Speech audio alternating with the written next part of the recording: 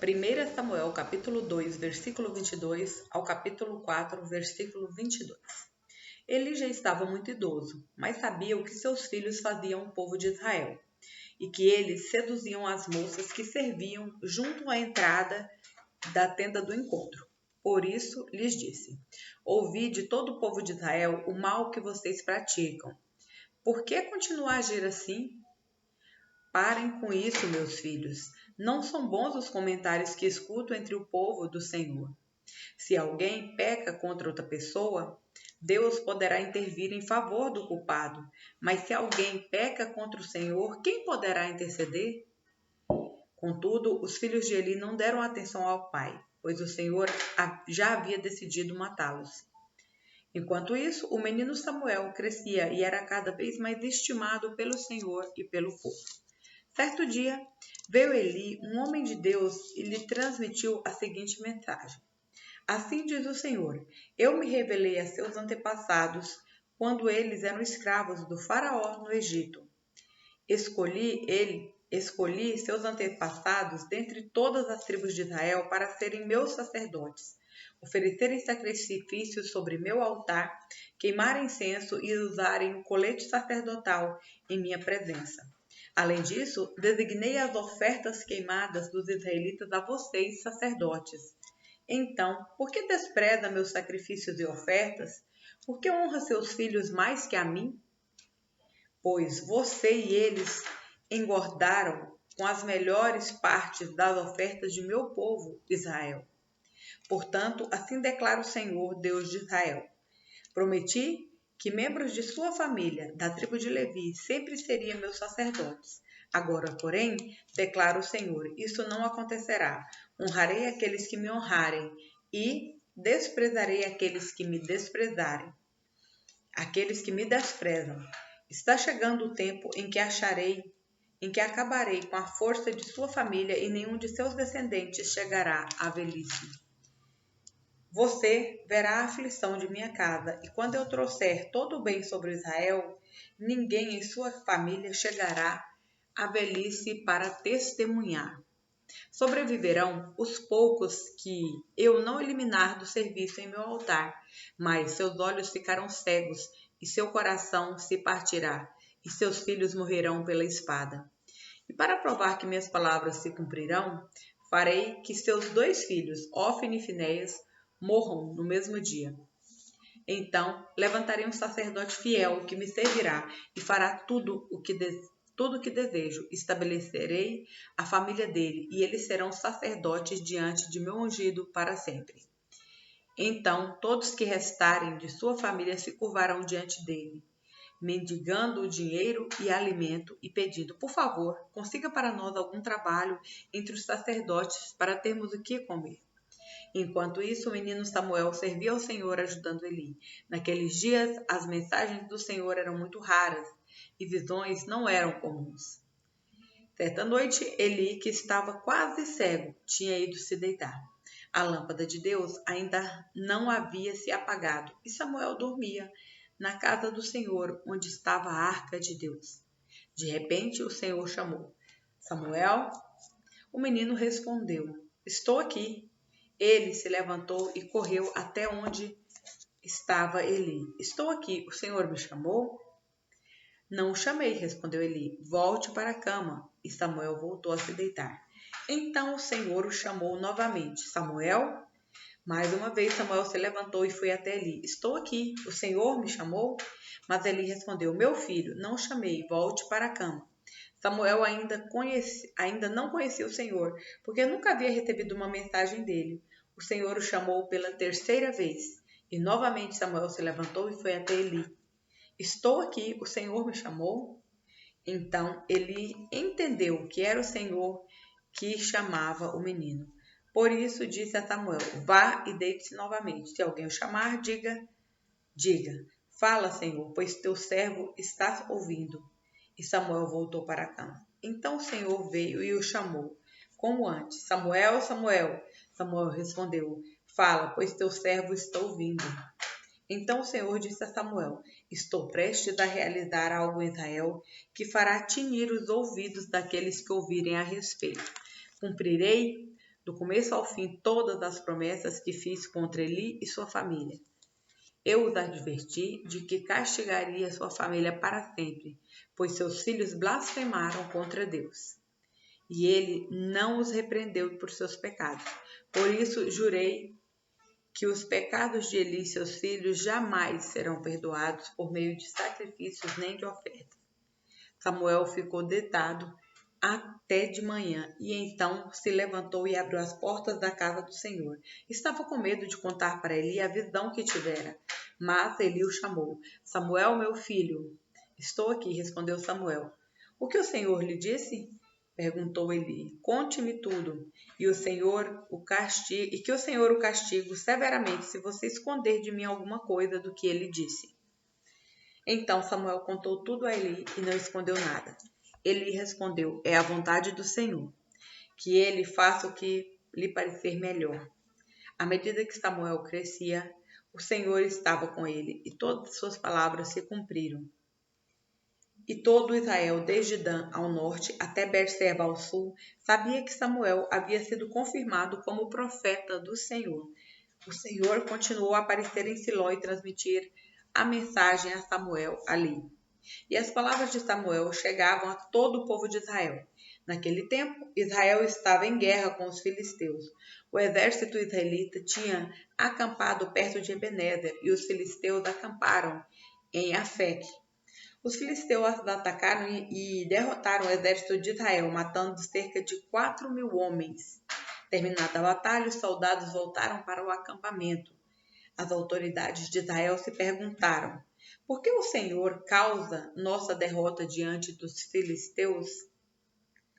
Por que o Senhor causou nossa derrota diante dos filisteus? Vamos trazer a arca da aliança do Senhor desde Siló, para que esteja conosco e nos livres do poder do inimigo. Então enviaram homens a Siló para trazer a arca da aliança do Senhor dos exércitos, que está entronizado entre os querubins. Ofni e Finéias, os dois filhos de Eli, acompanharam a arca da aliança. Quando todos os israelitas viram a arca da aliança do Senhor entrando no acampamento, soltaram gritos de alegria, tão alegres que fizeram o chão tremer. Tão alegres, soltaram gritos de alegria, tão altos que fizeram o chão tremer. O que está acontecendo? Perguntaram os filisteus. O que significam esses gritos no acampamento dos hebreus?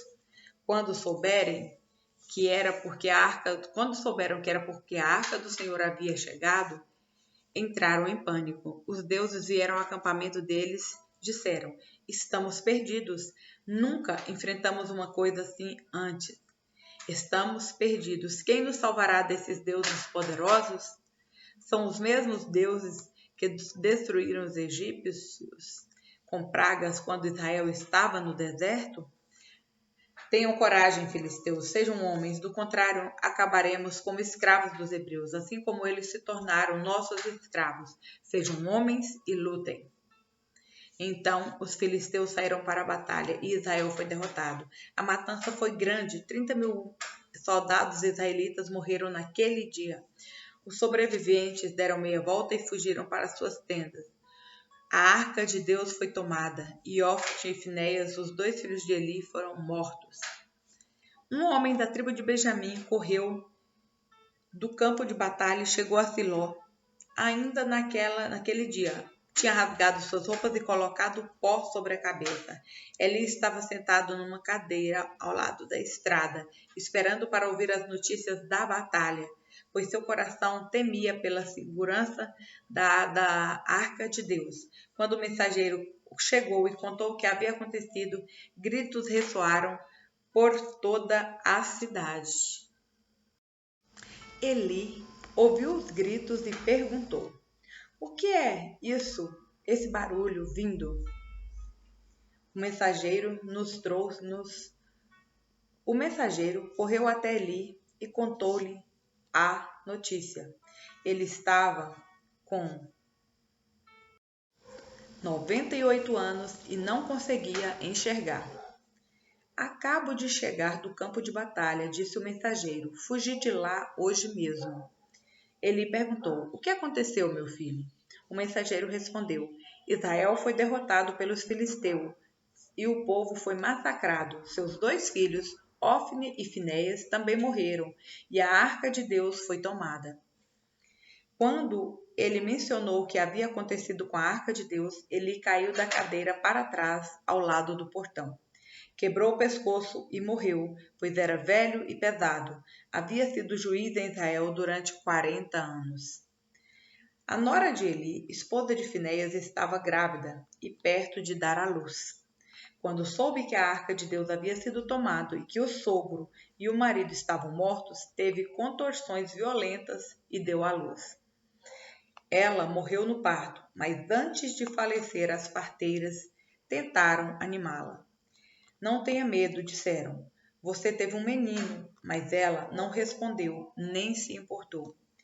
Deu ao menino o nome de Icabode e disse: Foi-se embora a glória de Israel, pois a arca de Deus havia sido tomada, e seu sogro e seu marido estavam mortos.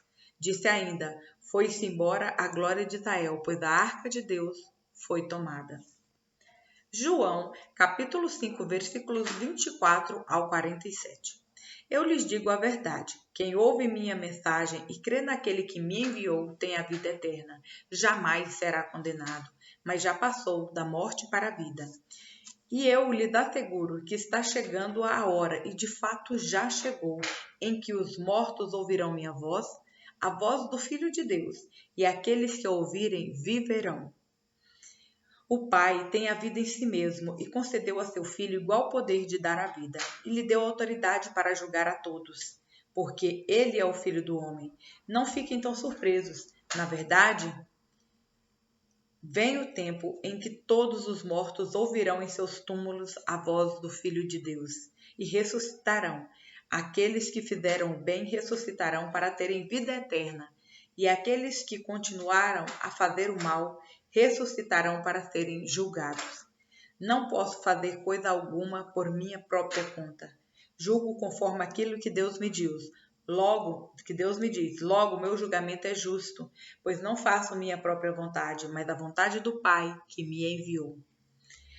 Se eu testemunhasse a respeito de mim mesmo, meu testemunho não seria válido, mas há outro que também testemunha sobre mim, e eu lhes asseguro que tudo o que ele diz a meu respeito é verdadeiro. Vocês enviaram investigadores para ouvir João, e o testemunho dele sobre mim é verdadeiro. Claro que não tenho necessidade alguma de testemunhas humanas, mas digo essas coisas para que vocês sejam salvos. João era como uma lâmpada que queimava e brilhava por algum tempo. Vocês se empolgaram com a mensagem dele, mas eu tenho um testemunho maior que o de João, as obras que realizo. O Pai me deu essas obras para concluir, e elas provam que ele me enviou. E o Pai que me enviou testemunhou ele próprio a meu respeito. Vocês nunca ouviram sua voz, nem o viram pessoalmente. E não têm uma mensagem no coração, pois não creem em mim, aquele que foi enviado por ele.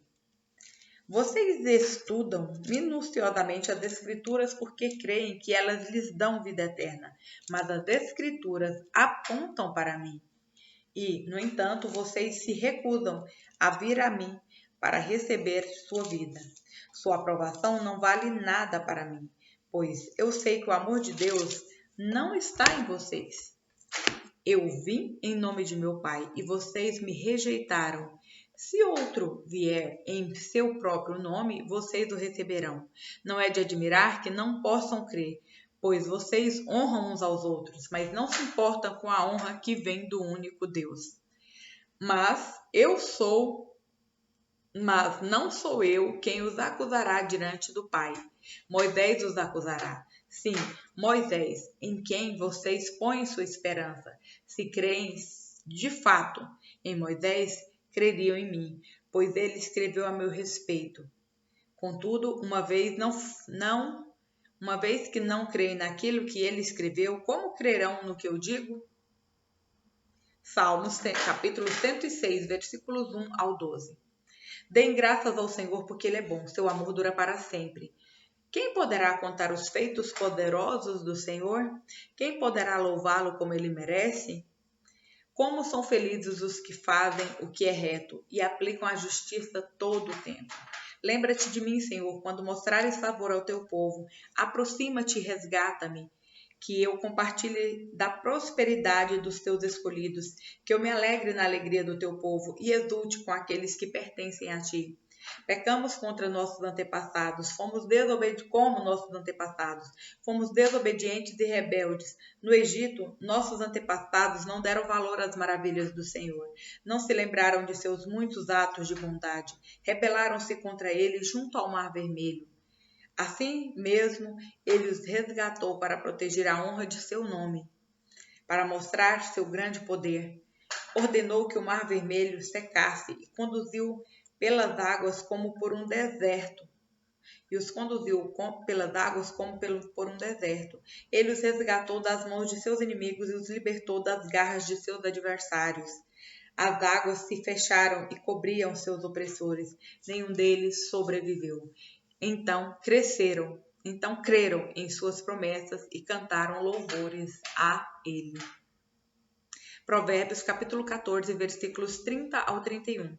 O contentamento dá saúde ao corpo. A inveja é como câncer nos ossos. Quem oprime o pobre insulta seu Criador, mas quem oprime o pobre insulta seu Criador, mas quem ajuda o necessitado honra a Deus.